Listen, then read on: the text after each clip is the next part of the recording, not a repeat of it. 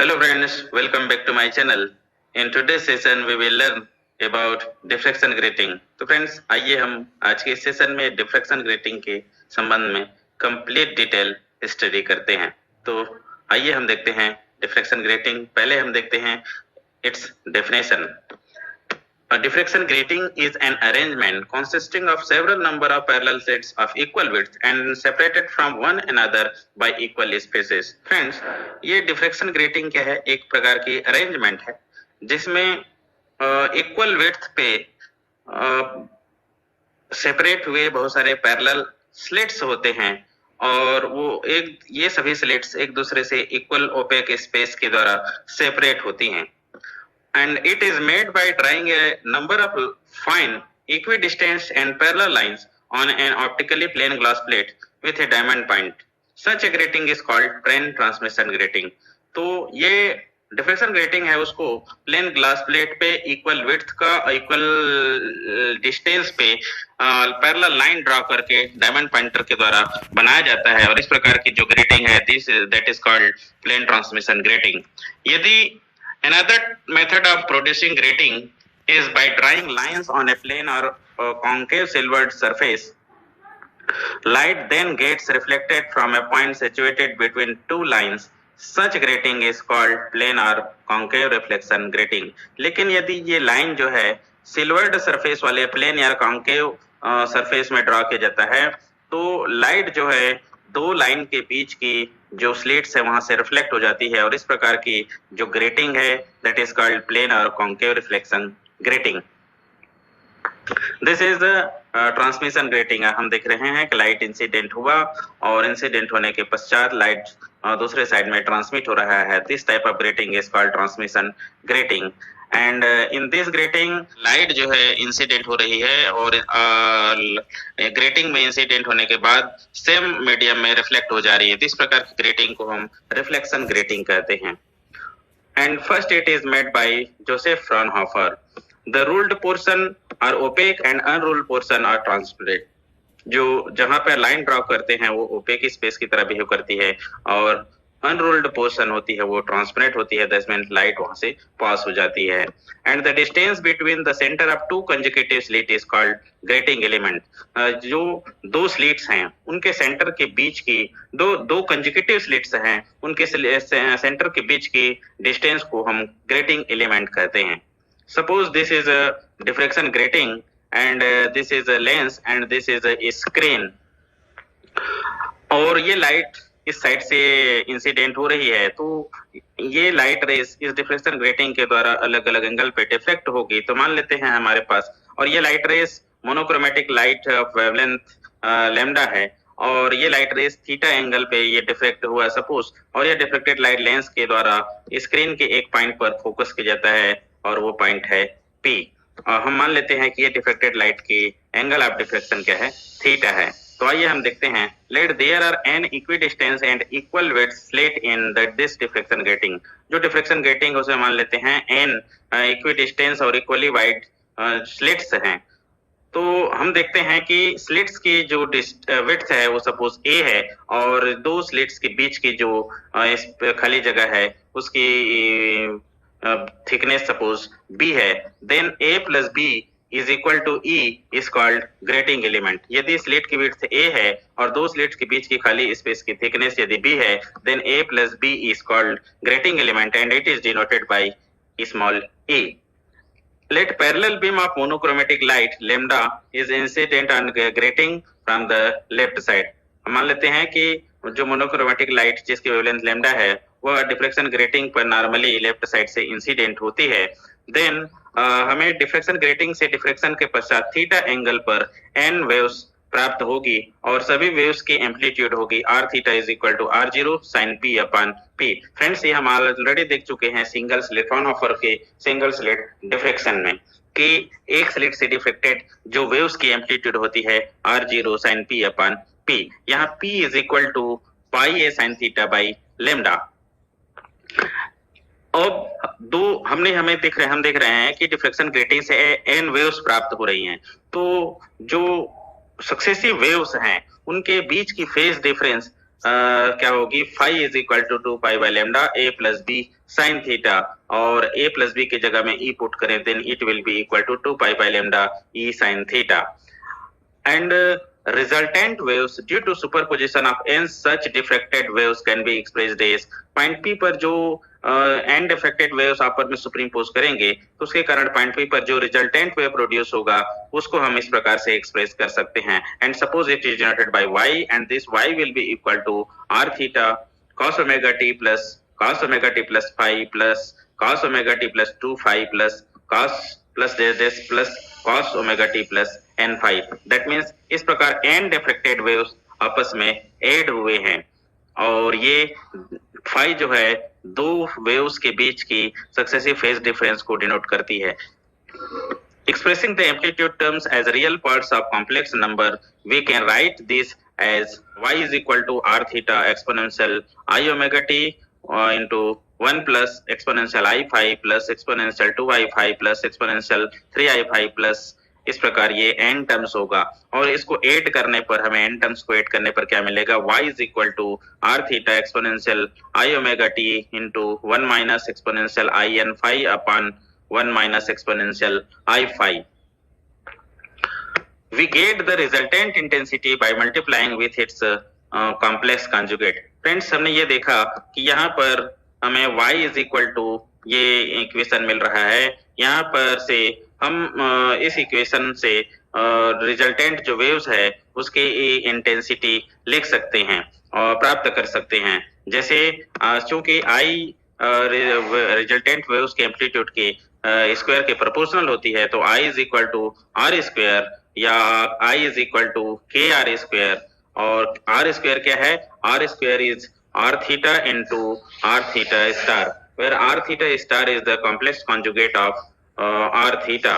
अब r theta और r theta star की वैल्यू पुट करते हैं और वैल्यू हमारा जो प्रीवियस इक्वेशन है रिजल्टेंट y की वैल्यू वहां से हम पुट कर सकते हैं. I is equal to K R theta square into 1 minus exponential I n phi upon 1 minus exponential I phi into 1 minus exponential minus I n phi upon 1 minus exponential minus I phi.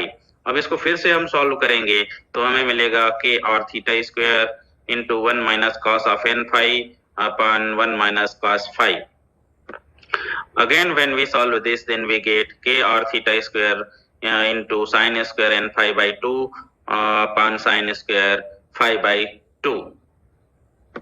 Again when we put the value of r theta then we get k r0 square sin p upon p whole square into sin square phi n phi by 2 upon sin square phi by 2. Hence I is equal to, अब हम friends हमने क्या किया है यहाँ पर numerator और denominator में n स्क्वायर को हमने मल्टीप्लाई कर दिया. n स्क्वायर मल्टीप्लाई करने पर हमें क्या मिला? I is equal to k n square r0 square sin p upon p whole square into sin of n phi by 2 upon n sin phi by 2 whole square. That means ये numerator में और denominator में n square का हमने multiply किया तो हमें ये इक्वेशन प्राप्त होती है.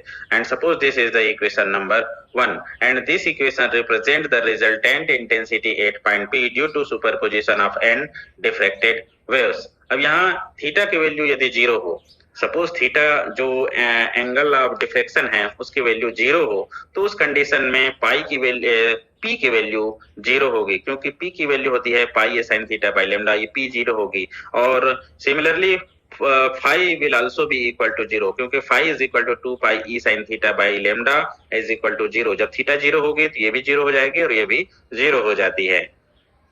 अब यदि थीटा 0 हो तो उस कंडीशन में p की वैल्यू 0 एंड phi की वैल्यू 0. तो इन दिस केस यदि लिमिट लें तो हमको यहाँ पर इसकी वैल्यू 1 मिलेगा और इसकी वैल्यू भी 1 मिलेगा. यदि हम इसकी वैल्यू देखें और इसकी वैल्यू देखें तो ये दोनों 1 मिलेगा like this. Limit p tends to 0 sin p upon p is equal to 1 and similarly limit phi tends to 0 sin n phi by 2 upon n sin phi by 2 is equal to 1. अब ये theta की ये value यदि 0 हो तो हम यहाँ पे जो k n square r0 square है इसको I0 के रूप में रिप्रेजेंट कर सकते हैं इस प्रकार, अर्थात I0 इज इक्वल टू के एन स्क्वायर R0 स्क्वायर। अब ये के एन स्क्वायर R0 स्क्वायर की जगह में I0 लिखेंगे तो हमारा ये जो इंटेंसिटी इक्वेशन है, रिजल्टेंट इंटेंसिटी का इक्वेशन है, उसको हम इस प्रकार लिख सकते हैं, I is equal to I0 sine P upon P whole square into sine n phi by 2 upon n sin phi by 2 whole square। तो friends this is the resultant intensity due to superposition of n diffracted waves. अब इस equation में हम देख रहे हैं जो first term है sin p upon p whole square, ये क्या होता है, it represent the intensity due to diffraction at a single slit. जो ये है ये इंटेंसिटी को रिप्रेजेंट करता है due to diffraction at a single slit. और जो ये सेकेंड टर्म है ये किसको रिप्रेजेंट करता है, it represents intensity due to interference of waves obtained from n slits, अर्थात n डिफ्रेक्टेड वेव्स के इंटरफेरेंस के कारण रिजल्टेंट इंटेंसिटी को रिप्रेजेंट करता है। तो इसकी वैल्यू कंपेयर टू दिस बहुत ज्यादा होगी, क्योंकि ये सिंगल स्लिट से डिफ्रेक्शन के कारण इंटेंसिटी को रिप्रेजेंट करता है और ये n डिफ्रेक्टेड वेव्स के सुपरपोजिशन के कारण या इंटरफेरेंस के कारण रिजल्टेंट इंटेंसिटी को रिप्रेजेंट करती है। Therefore the resultant intensity at a point on the screen is determined due to interference of n diffracted waves, अर्थात इसमें जो रिजल्टेंट इंटेंसिटी होगा वह इस टर्म्स के द्वारा डिटरमाइन होगी, ना कि इसके द्वारा। नाउ लेट अस सी प्रिंसिपल मैक्सिमा। जो रिजल्टेंट इंटेंसिटी की फार्मूला हमने प्राप्त किया है उसमें देखेंगे कि प्रिंसिपल मैक्सिमा की कंडीशन क्या होगी, मिनिमा की कंडीशन क्या होगी, वो आइए हम देखते हैं। तो first let's see for principal maxima. तो यहाँ हम देखते हैं कि जो रिजल्टेंट इंटेंसिटी की इक्वेशन है उसके में इंटेंसिटी मैक्सिमम कब होगी, जब sin phi by 2 की वैल्यू 0 हो। जब sin phi by 2 की वैल्यू 0 हो तो इंटेंसिटी मैक्सिमम होगी। अब phi by 2 की वैल्यू 0, sin phi by 2 की वैल्यू 0 कब होगी, जब phi by 2 is equal to plus minus n पाई हो और n की वैल्यू जो है 0, 1, 2, 3 एंड सो ऑन इस प्रकार हो, तो उस कंडीशन में sin phi by 2 की वैल्यू 0 होगी और इस कंडीशन में जो हमें प्रिंसिपल मैक्सिमा की कंडीशन प्राप्त होगी। तो suppose this is the equation number 3। अब in this condition sin n phi by 2 will also be 0। अब sin phi by 2 is equal to 0 करेंगे तो sin n phi by 2 will also be 0। तो यहाँ क्या होगा, 0 by 0 की कंडीशन। इस प्रकार की स्टेटस प्राप्त होने पर हम एल हॉपिटल रूल्स के अनुसार लिमिट लेंगे sin phi by 2 tends to 0। तो हमारा जो इस टर्म से जो रिजल्टेंट इंटेंसिटी का जो सेकंड टर्म प्राप्त हुआ है उसकी वैल्यू 1 के इक्वल हो जाएगी। तो आइए हम देखें एल हॉपिटल रूल क्या बताती है और क्या होता है। तो if limit x tends to c and fx upon gx is equal to 0 by 0, इस प्रकार की स्टेटस हो तो हम इसको क्या लिख सकते हैं, इसको हम लिख सकते हैं then limit x tends to c fx upon gx is equal to limit a prime x upon g prime x, अर्थात इन दोनों के फर्स्ट ऑर्डर डिफरेंशिएशन के रूप में हम इसको के रेशियो के रूप में हम इसको लिख सकते हैं। तो अब एल हॉपिटल रूल का यूज करेंगे तो हमारा जो इक्वेशन नंबर 2 हमने लिखा है उसका रिजल्टेंट इंटेंसिटी क्या हो जाएगी, that will be equal to I is equal to I0 sin P upon P whole square हो जाएगा, अर्थात जो सेकेंड टर्म्स ये प्राप्त होती है उसकी वैल्यू 1 हो जाएगी by using L Hôpital rule. Suppose this is the equation number 4। Since the intensity is maximum at this maxima, Hence, this is called principal maxima। अब इस मैक्सिमा पर इंटेंसिटी के मैक्सिमम है, ये इंटेंसिटी की वैल्यू मैक्सिमम होती है, इसलिए हम इसे प्रिंसिपल मैक्सिमा कहते हैं। और यहाँ हम देख पा रहे हैं कि जो प्रिंसिपल मैक्सिमा में एक टर्म्स है I0 और I0 की वैल्यू है के n square R0 square. That means principal maxima की वैल्यू n पर डिपेंड करता है कि और n क्या है, number of slits in diffraction grating, और n की वैल्यू यदि इंक्रीज किया जाए तो उस कंडीशन में प्रिंसिपल मैक्सिमा की इंटेंसिटी भी इंक्रीज होगी, क्योंकि इस टर्म्स में n का स्क्वायर है। अब हम देखते हैं जो इक्वेशन नंबर 3 है, हमने देखा इक्वेशन नंबर 3 क्या है वो हम देख लें। This is the equation number 3। इस इक्वेशन में this is equation number 3, phi की वैल्यू हम पुट कर देते हैं। इस इक्वेशन में फाई की वैल्यू पुट करेंगे तो हमें फाई की वैल्यू पुट करने पर क्या मिलेगा, ये मिलेगा फाई बाई 2 था तो फाई की वैल्यू हम पुट करेंगे 2 pi e sine theta by 2 lambda और is equal to plus minus n pi. और यहाँ पे अब इसको हम सॉल्व करेंगे तो ये 2 2 कैंसिल, पाई पाई दोनों साइड से कैंसिल हो जाएगा, तो हमें क्या मिलेगा, e sine theta is equal to plus minus n lambda. Friends, ये काफी इंपॉर्टेंट इक्वेशन हमें प्राप्त किया है, और suppose this is equation number 5 and this equation is called grating equation. अब n इज इक्वल टू या जीरो हो तो हमें जीरो ऑर्डर मैक्सिमा मिलेगी, और n is equal to plus minus 1 2 3 के लिए हमें फर्स्ट सेकेंड थर्ड ऑर्डर की प्रिंसिपल मैक्सिमा रिस्पेक्टिवली प्राप्त होती है। प्लस माइनस सोर्स जो साइन है वो ये बताती है कि जो प्रिंसिपल मैक्सिमा है वह जीरो ऑर्डर मैक्सिमा के दोनों साइड्स में प्राप्त होती हैं। तो अब हम देखते हैं मिनिमा। हमारा पहला वाला जो केस है वो मैक्सिमा को बताती है, और उसके आधार पर प्रिंसिपल मैक्सिमा और ग्रेटिंग इक्वेशन हमने प्राप्त किया। तो आइए अब हम देखें मिनिमा। तो जो हमारा इक्वेशन 2 है, जो रिजल्टेंट इंटेंसिटी का इक्वेशन है, उसमें मिनिमम इंटेंसिटी कब प्राप्त होगी, जब sine of n phi by two is equal to zero, sine of n phi by two is equal to zero, but sin 5 by 2 does not equal to 0, क्योंकि sin 5 by 2 is equal to 0, this is the condition for maxima, इसलिए केवल यही 0 होना चाहिए, ये 0 नहीं होना चाहिए। तो इस केस में हमें मिनिमा प्राप्त होगी, और ये sin n 5 by 2 is equal to 0 कब होगी, जब n 5 by 2 is equal to plus minus m पाई हो। अब फाई की वैल्यू हम यहाँ पुट कर दें, तो फाई की वैल्यू पुट करने पर हमें मिलेगा n by two into 2 pi by lambda e sine theta is equal to plus minus m pi, और इसको सॉल्व करने पर हमें मिलेगा e sine theta is equal to plus minus m by n lambda, and this is the condition for minima, and suppose this is the equation number 6। अब m की value क्या होगी, ये देखें, m की वैल्यू सभी इंटीग्रल वैल्यू होगी accept 0 n 2n nn, क्योंकि m की यदि ये वैल्यू हो तो उस कंडीशन में sin 5 by 2 is equal to 0 हो जाएगा, और ये 0 होने जो जाने पर हमें क्या मिलती है, मैक्सिमा की कंडीशन प्राप्त होती है। इसलिए m की वैल्यू सभी इंटीग्रल वैल्यू होगी, केवल 0 कैपिटल N 2n nn इस प्रकार ये नहीं हो सकती। तो आइए हम देखें, यदि m की वैल्यू 0 हो मान लो, तो हमें क्या मिलता है, प्रिंसिपल मैक्सिमा मिलती है, और यदि m की वैल्यू n हो तो उस कंडीशन में फिर से हमें एक प्रिंसिपल मैक्सिमा, दैट मींस यदि m की वैल्यू ये 0 हो तो उस कंडीशन में प्रिंसिपल मैक्सिमा मिलेगा, m की वैल्यू यदि n हो तो उस कंडीशन में प्रिंसिपल मैक्सिमा मिलेगा। दैट मींस क्या है, 0 और n के बीच में, 0 और n के बीच में कितना होंगे, n माइनस 1 मिनिमा होंगे, क्योंकि m इज इक्वल टू 0 और m is equal to n के लिए दो मैक्सिमा मिल रहे हैं, तो दोनों के बीच में क्या होंगे, मिनिमा होंगे, और कितने मिनिमा होंगे, तो वो होंगे n minus 1 minima. Thus, there are n minus 1 minima between two consecutive principal maxima. Now let us see about secondary maxima. Friends, हमने अभी देखा कि दो प्रिंसिपल मैक्सिमा के बीच में n minus 1 मिनिमा होती है। That means as there are n minus 1 minima between two adjacent principal maxima, there must be n minus 2 other maxima between two principal maxima. तो फ्रेंड्स, हमने अभी देखा कि दो एडजेसेंट प्रिंसिपल मैक्सिमा के बीच में n माइनस 1 मिनिमा होंगे, और हमने ये भी हमें मालूम है कि दो मिनिमा के बीच में एक मैक्सिमा होती है। तो इस प्रकार हम ये कह सकते हैं कि दो प्रिंसिपल मैक्सिमा के बीच में n माइनस 2 और दूसरे मैक्सिमा होंगे, और इन n माइनस 2 जो अदर मैक्सिमाज हैं, that is called secondary maxima. To find out the position of secondary maxima, we differentiate equation 2 with respect to phi and equate to 0. अब secondary maxima की position प्राप्त करने के लिए जो इंटेंसिटी इक्वेशन है, इक्वेशन नंबर 2, उसको हम phi के रेस्पेक्ट में डिफरेंशिएट करते हैं और उसको इक्वेट टू 0 के इक्वेट कर देते हैं।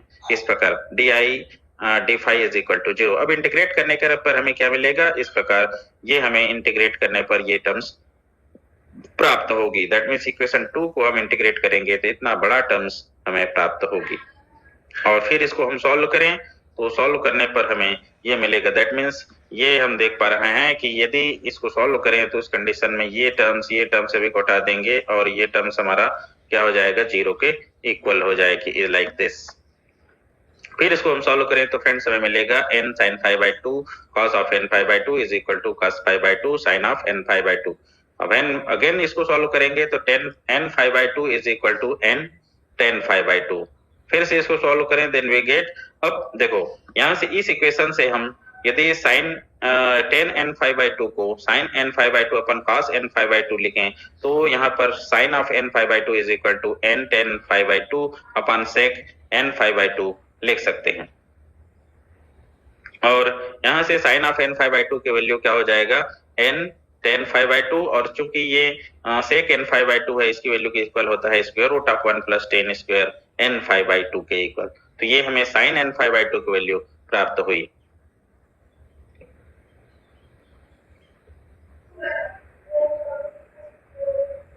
मान लेते हैं हमारा ये इक्वेशन नंबर 7 है।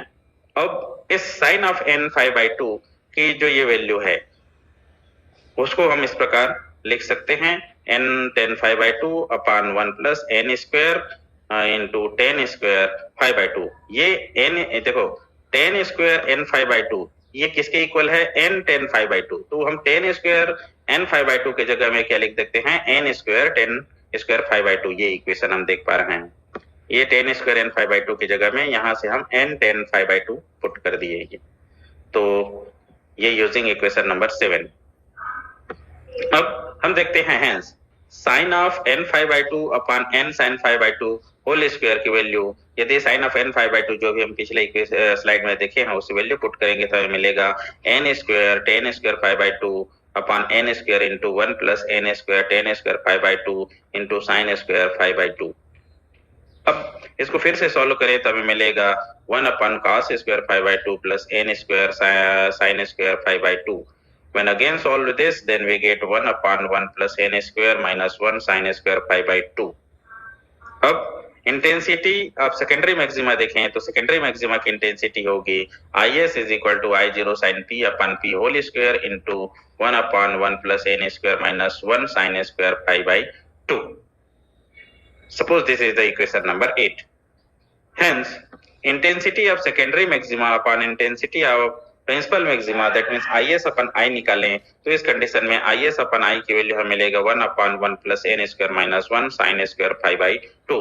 फ्रेंड्स हम देखते हैं कि n की वैल्यू डिफ्रेक्शन ग्रेटिंग में बहुत अधिक होती है और suppose this is the equation number 9। तो इस इक्वेशन से हम कह सकते हैं it is clear that as n increases the intensity of secondary maxima decreases and becomes negligible when n becomes very large. और हमारा डिफ्रेक्शन ग्रेटिंग के केस में n की वैल्यू बहुत अधिक होती है, इसलिए सेकेंडरी मैक्सिमा नेग्लिजिबल की इंटेंसिटी नेग्लिजिबल हो जाती है। तो आइए फ्रेंड्स अभी तक हमने जो स्टडी किया मैक्सिमा मिनिमा और सेकेंडरी मैक्सिमा, तो उसके आधार पर हम डिफ्रेक्शन ग्रेटिंग से प्राप्त जो डिफ्रेक्शन पैटर्न है उसको देखें किस प्रकार प्राप्त होती है।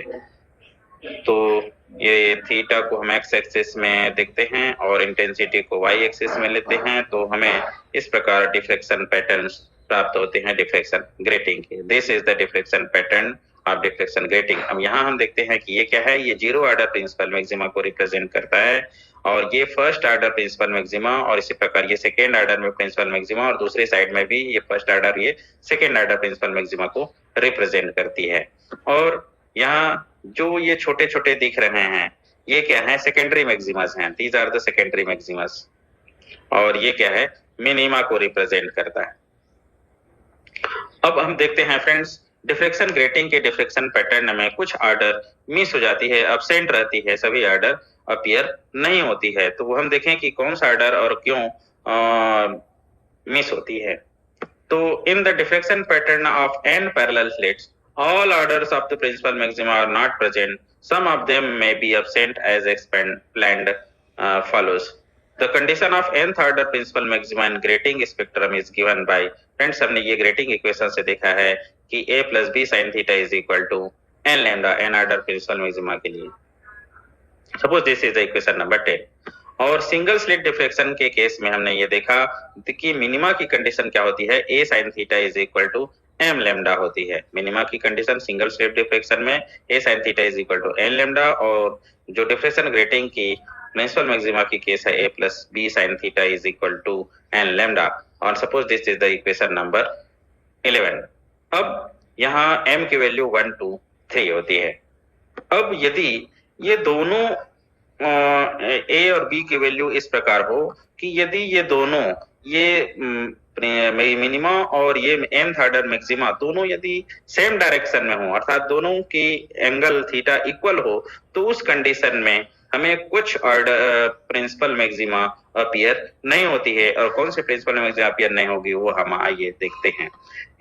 If above both condition are satisfied simultaneously, a particular maximum of order n will be present in the grating spectrum and these are known as absent spectra. Sorry, यहाँ absent होगी। If both conditions are satisfied simultaneously, a particular maxima of order n will be absent, ये absent होगी in the grating spectrum और उसे हम absent spectra या missing order spectrum कहते हैं।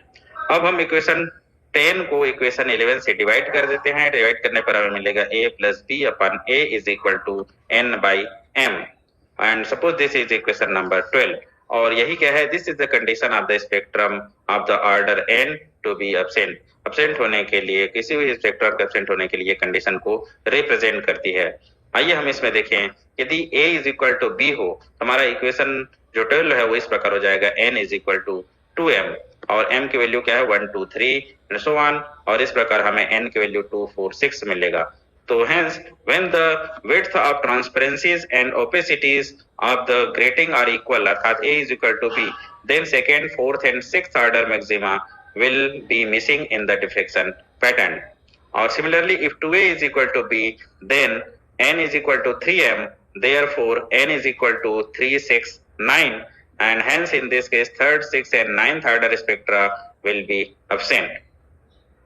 इस प्रकार जो डिफ्रेक्शन ग्रेटिंग के डिफ्रेक्शन पैटर्न में कुछ ऑर्डर प्रिंसिपल मैक्सिमा अब्सेंट रहती है और उसकी वैल्यू हम इस इक्वेशन की मदद से, जो 12 है, उसकी मदद से प्राप्त कर सकते हैं। Now let us see maximum number of orders available with grating. जो ग्रेटिंग है उसमें हम मैक्सिमम नंबर जो ऑर्डर है उसकी वैल्यू क्या होगी, ये कैसे निकालेंगे वो हम देखते हैं। तो फ्रेंड्स, हमारा जो ग्रेटिंग इक्वेशन है उसके अनुसार हम लिख सकते हैं a plus b sine theta is equal to n lambda और n की वैल्यू ये होगा a plus b sine theta upon lambda और इसकी वैल्यू मैक्सिमम कब होगी, जब sine theta is equal to 1 हो। तो n मैक्सिमम की वैल्यू इस प्रकार हम देखते हैं कि theta is equal to 90 degree हो तो n मैक्सिमम होगी और वो मैक्सिमम वैल्यू क्या होगी, a plus b upon lambda होगी। तो this shows the maximum number of orders available with given grating. Now friends, आइए अब हम देखते हैं ग्रेटिंग अंडर ऑब्लिक इंसिडेंस। यदि जो इंसिडेंट लाइट है वह नॉर्मली इंसिडेंट ना होकर ऑब्लिकली इंसिडेंट होती है, then what happen, let us C.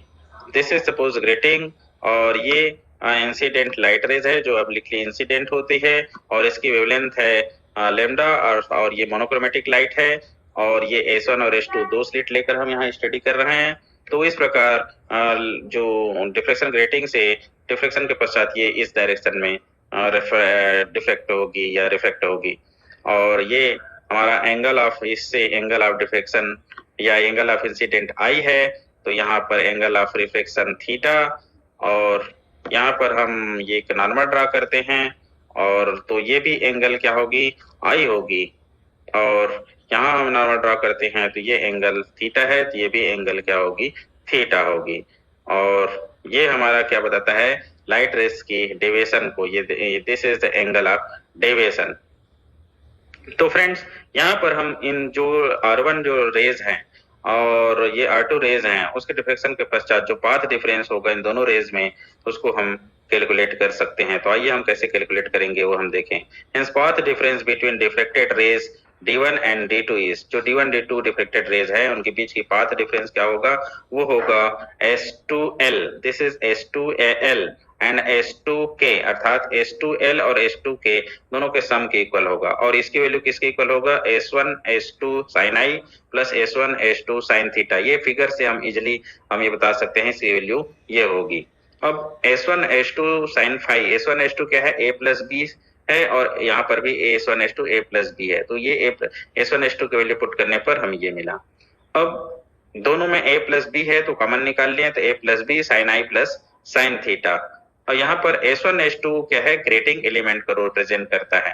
Hence grating equation would be A plus B sin I plus sin theta is equal to n lambda और इसको फिर से सॉल्व करें तो हमें मिलेगा 2 a plus b sin I plus theta by 2 cos of I minus theta by 2 is equal to n lambda। और again इसको सॉल्व करते हैं तो हमें मिलेगा 2a plus b sin delta by 2 cos of I minus theta by 2 is equal to n lambda। ये figure से I plus theta is equal to delta हम लिख सकते हैं। और now sin delta by 2 and hence delta would be minimum when cos of I minus theta by 2 is minimum। ये minimum होगी जब ये मिनिमम होगी। Then I minus theta is equal to 0। जब ये मिनिमम मतलब I minus theta is equal to की value 0 हो तो उस कंडीशन में I is equal to theta। thus the rays would suffer minimum deviation delta minimum when the angle of incidence equal the angle of diffraction. Hence हम ये इस इक्वेशन से ये कर सकते हैं कि जो रेज जो है में उसमें मिनिमम डेविएशन कब होगा जब angle of incidence angle of diffraction के इक्वल हो। And the grating equation would then become 2a plus b sin of delta minimum by 2 is equal to n lambda। Now let us see the dispersive power of diffraction grating।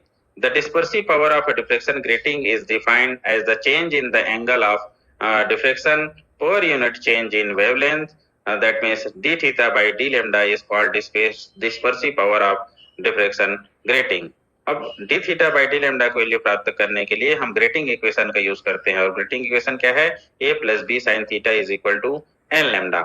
और इस equation को with respect to lambda हम differentiate करते हैं तो हमें क्या मिलता है a plus b cos theta d lambda is equal to n। यहाँ से हम d theta by d lambda को वैल्यू निकालेंगे तो हमें मिलता है d theta by d lambda is equal to n upon a plus b cos theta। तो friends this is the dispersive power of diffraction grating. Now let us see angular half width of principal maxima. तो in nth order principal maxima is obtained in the direction theta n। जो nth order जो principal maxima है वो theta N direction में मिलती है तब ये ग्रेटिंग इक्वेशन से हम क्या लिख सकते हैं थीटा की जगह में theta n a plus b sin theta n is equal to n lambda। let the first minima adjacent to the nth maxima is obtained in the direction theta n plus d theta n। अर्थात nth maxima के adjacent जो first minima है वह theta n plus d theta n direction में मिलती है तो where d theta n is called the angular half width of the nth maxima। hence हम ये लिख सकते हैं मिनिमा की कंडीशन से हम लिख सकते हैं a plus b sin theta n plus d theta n is equal to m by n lambda। अब यहाँ पर m की वैल्यू क्या है m is equal to nn plus 1। अब n के वैल्यू जो m की वैल्यू हम पुट करेंगे तो हमें मिलता है n a plus b sin theta n plus d theta n is equal to nn plus 1 lambda।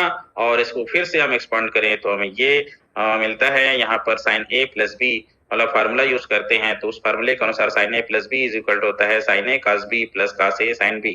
तो उस फार्मूले का यूज करेंगे तो हमें ये टर्म्स प्राप्त होती हैं। और यहाँ पर चूंकि d theta n is small d theta n small है तो इस कारण से cos d theta n की जगह में 1 पुट करेंगे और sin d theta n की जगह पे हम केवल d theta n लिखेंगे। तो हमारा जो ये इक्वेशन है वो इस प्रकार हमें प्राप्त होती है n a plus b sin theta n plus cos theta n d theta n is equal to nn plus 1 lambda। अब फिर से इसको सॉल्व करें तो हमें इस प्रकार ये टर्म्स प्राप्त होती है nn lambda plus n a plus b cos theta n d theta n is equal to nn plus 1 lambda। That means यहाँ पर हम देखते हैं कि ये फर्स्ट टर्म इस मल्टीप्लाई करने पर ये हमें ग्रेटिंग इक्वेशन मिल जाता है यहाँ ये टर्म्स और ये टर्म तो इसके जगह में हम n लैम्डा ये पुट कर दिए ये यूजिंग ग्रेटिंग इक्वेशन। अब हमें इसको सॉल्व करने पर मिलेगा n a plus b cos theta n d theta n is equal to lambda। और इस प्रकार d theta n is equal to lambda upon n a plus b cos theta n। और d theta n is equal to हम इसको फिर से लिखें तो यहाँ ग्रेटिंग इक्वेशन का यूज करके लिखने पर हमें ये मिलेगा d theta n की value n 1 upon nn cot theta n। तो friends this represent the angular half width of principal maxima. तो फ्रेंड्स आज की सेशन लंबा है और काफी कुछ चीजें बताना था ग्रेटिंग के लिए इस कारण ग्रेटिंग की पूरा डिटेल हमने लिया है इस कारण से ये वीडियो लंबा हो गया है। तो आज की सेशन में केवल इतना ही। If you have any queries then please ask through comment box. And आज की सेशन को इस मोटिवेशनल कोट के साथ आइए हम फिनिश करते हैं। You are never too old to set another goal और to dream a new dream. और इसको मलाला यूसुफ जई जो पाकिस्तानी हैं उन्होंने कहा कि आप अपने नया ड्रीम अर्थात नया गोल, नया स्वप्न देखने के लिए आप कभी भी ज्यादा वृद्ध नहीं हो सकते हैं। मतलब कभी भी आप नया स्वप्न और नया गोल बना सकते हैं। तो ओके